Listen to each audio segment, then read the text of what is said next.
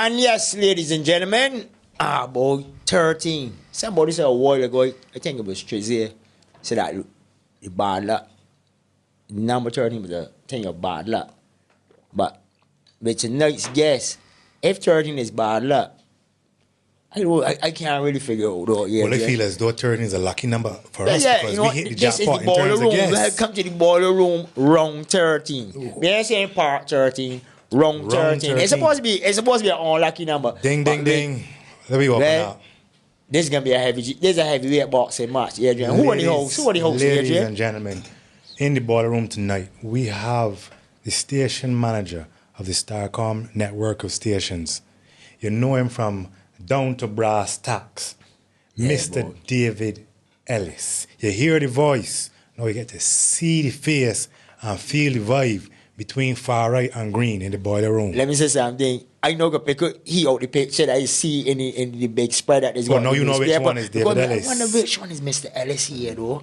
Because before, I think it's like before. I know Corey for a fact, but you know get to finally meet Mr. Ellis. Welcome to the sir. Pleasure to be. Welcome to the boiler room. I guess it is a different kind of voice. It gets hot in here?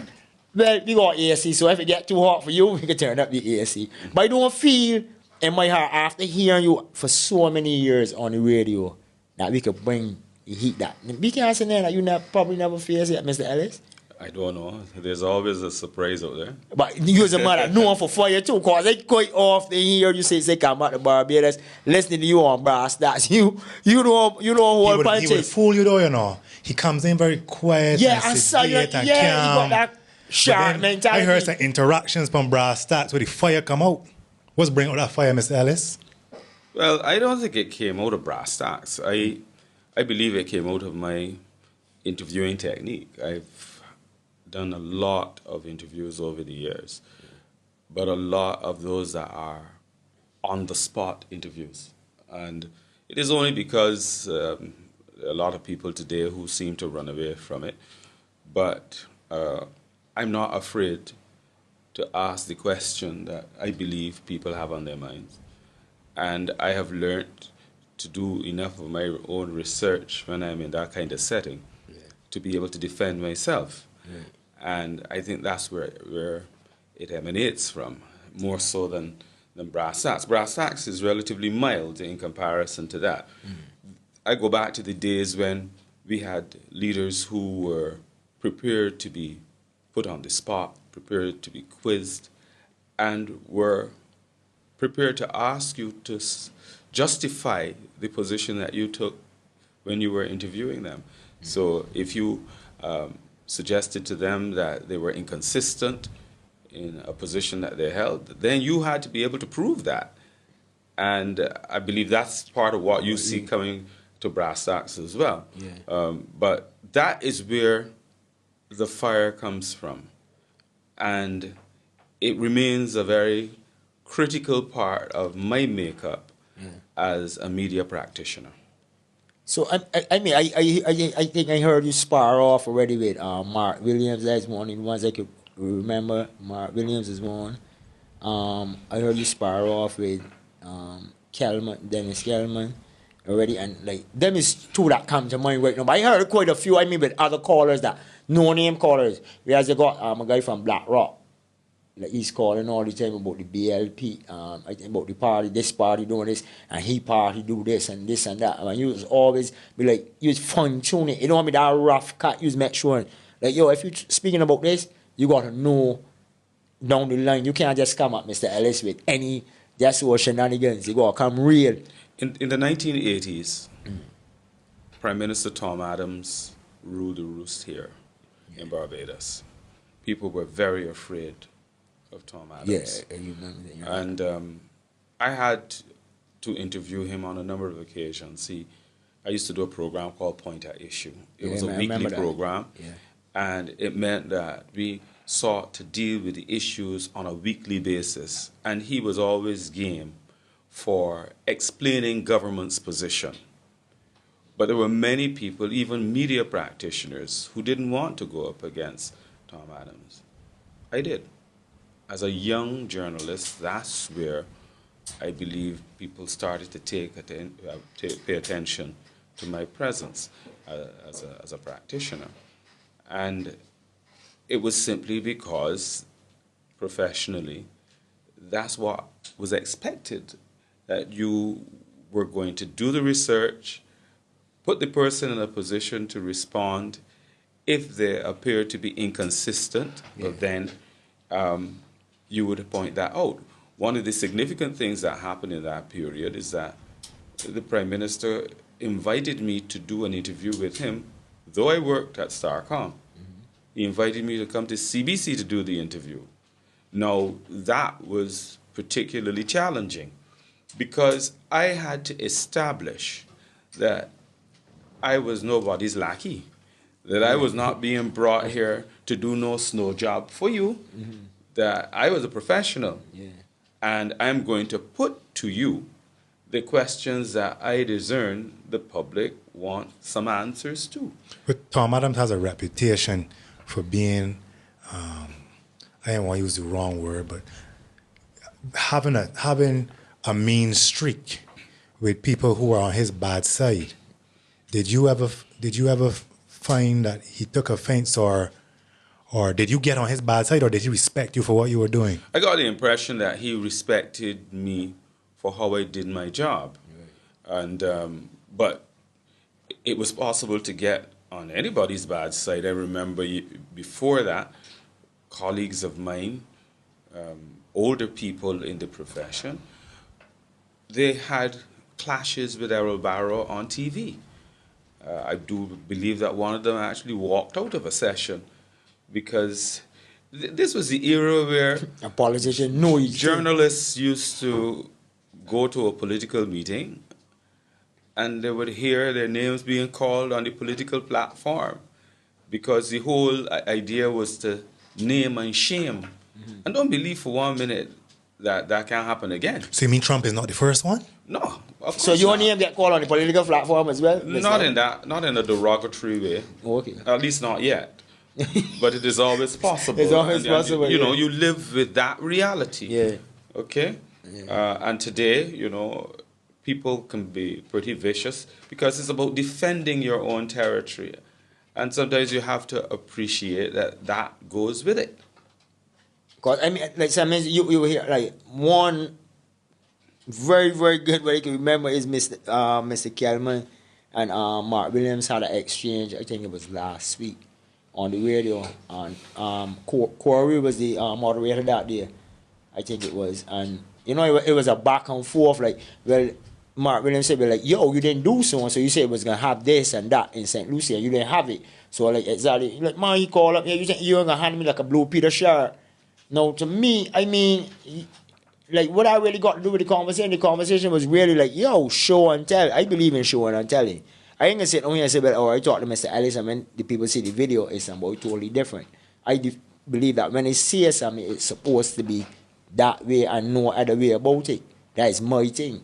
You know what I mean? Like, for instance, when they addressing politicians on what they do and what they didn't do, that is, I don't just sit down and wait for them not to do anything. As actually look and say, well, okay, well, look, you had this achievement. I will speak on that as well, but I ain't just speak on what you achieve. I can speak on some things you promise. Panda can't play anything. Like, yeah, I can make sure all I'm gonna get pipe down here and all this kind of thing, but then in 5 years' time, nothing happen.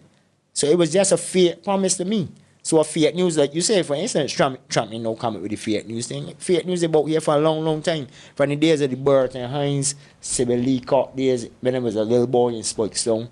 I remember them days. I remember them actually speaking about Roy Buffett and Evelyn Graves in St. Lucie. I grew up in that era too, so I know about them people. So me hearing them speak on it, like, it come like, nowadays, it seems to be like a lot more, more talking and less action, even more so now in this era. That's your impression?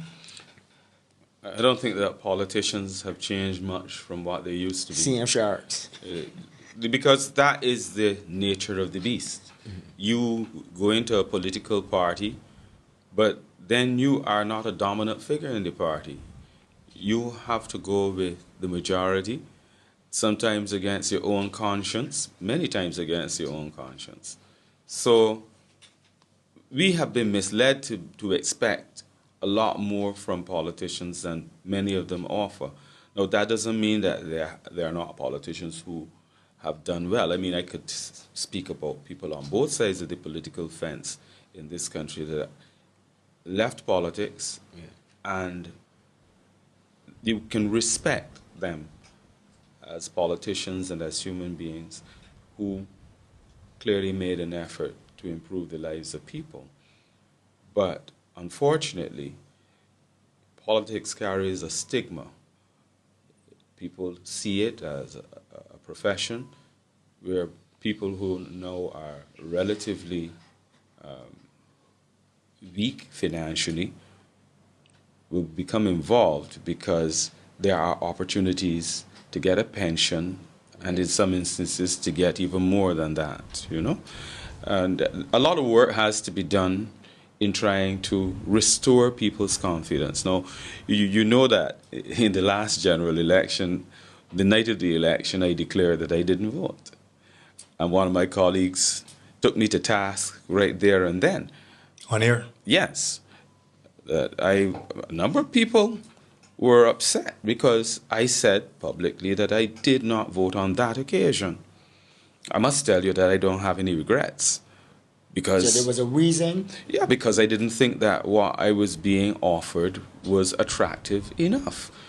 And I feel very strongly that in the same way that you can assert that you voted and you exercised your right to vote, I believe that I am representative of a core of people who can say, I did not vote because you did not give me a good enough reason to vote.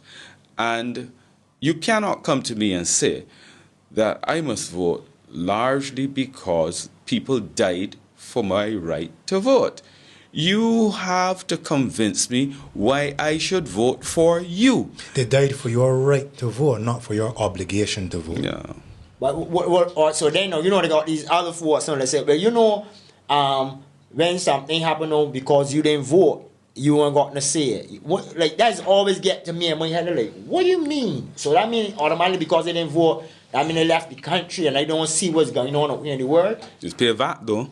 Yeah. You see them taxes. You pay other taxes too. Yeah. You vote once in 5 years. How many times you pay taxes in 5 years? Shh. You want me to come, Mr. Ellis? Precisely. So don't come tell me that because you didn't vote, you surrender your right to speak. You just give me such, you just give me a whole arsenal. Like when they come at me now, like, yo, study your head.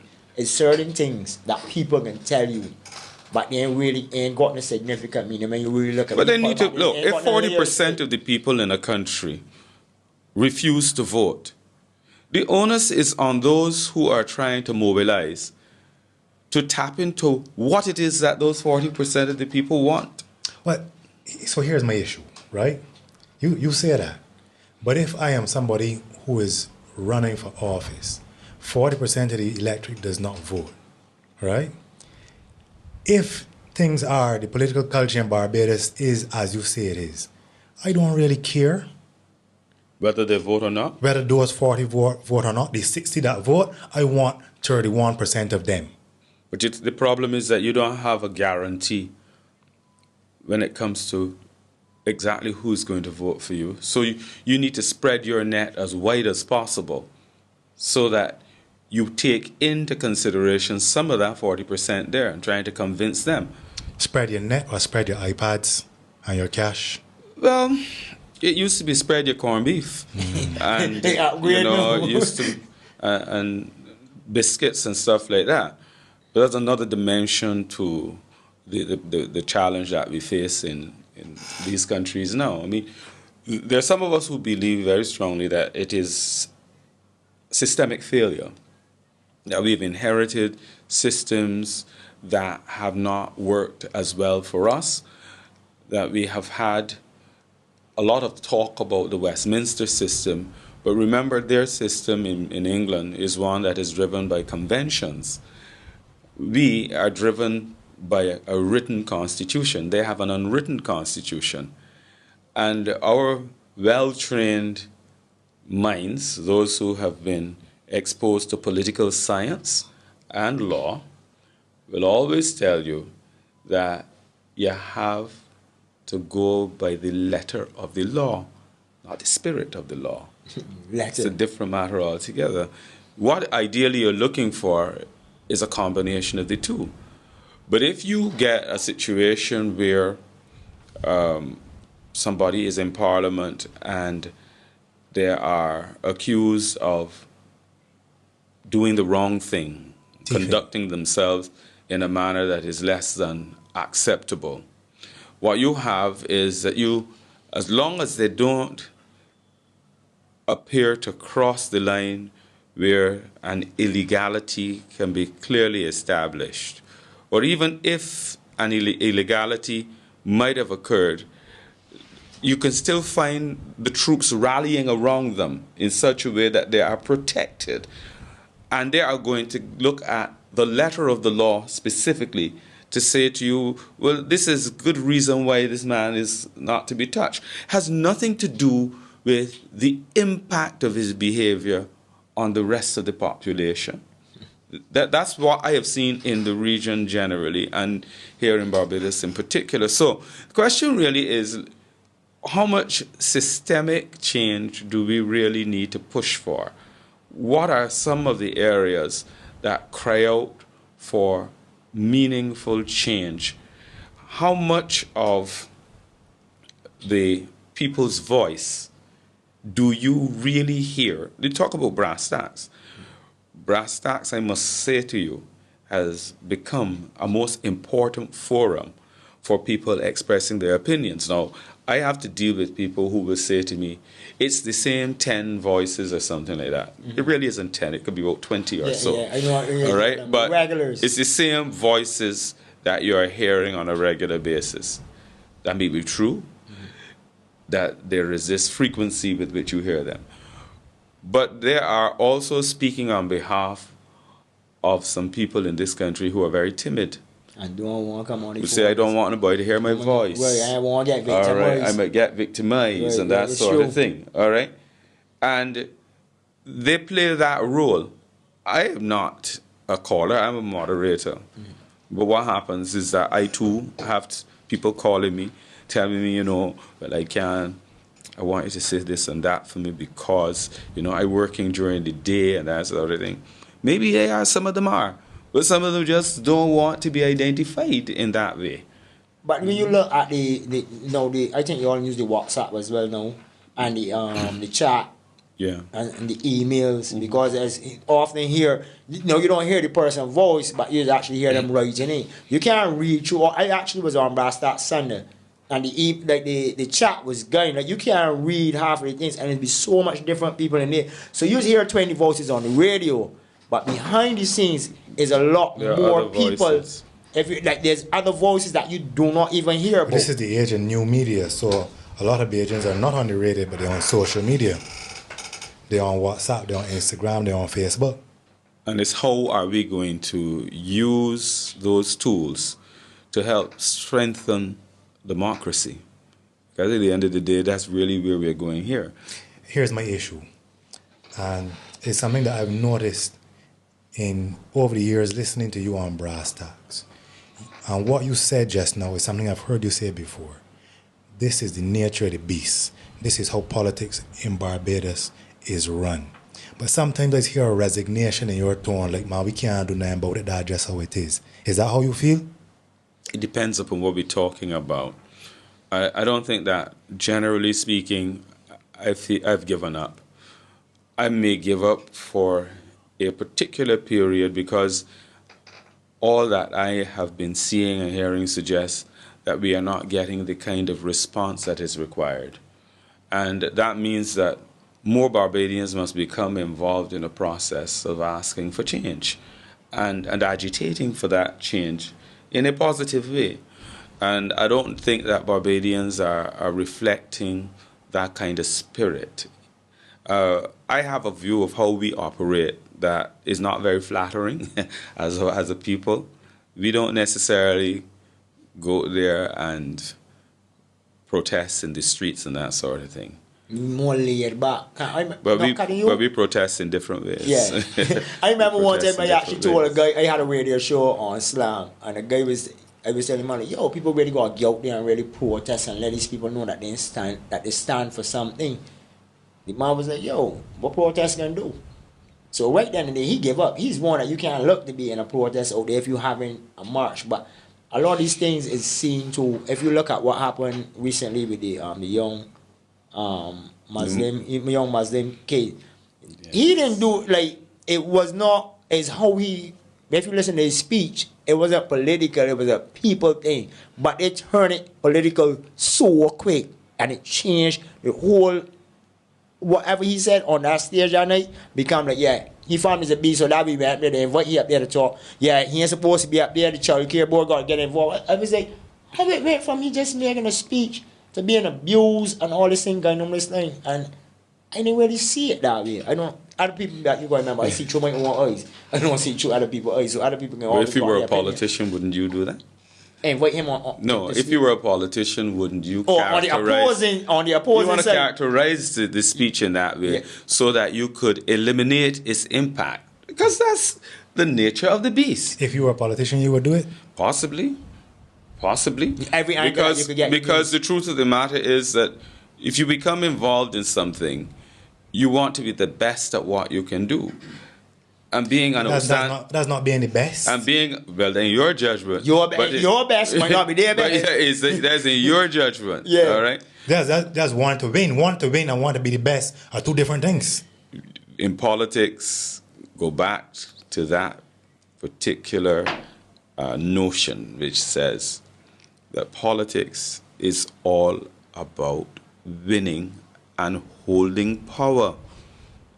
There are people who are thinking that way. A businessman is about making money.